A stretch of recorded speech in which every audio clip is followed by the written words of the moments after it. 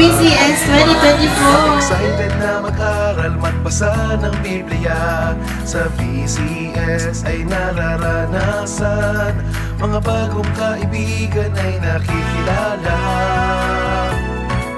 Mula noon hanggang ngayon, ito na ang katuwang, upang ang Diyos natin makilala ng lubusan.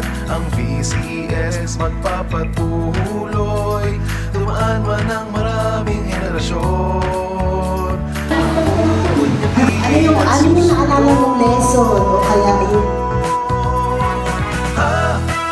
halina tayo'y magsaya, purihin ang pangalan niya at sumamba.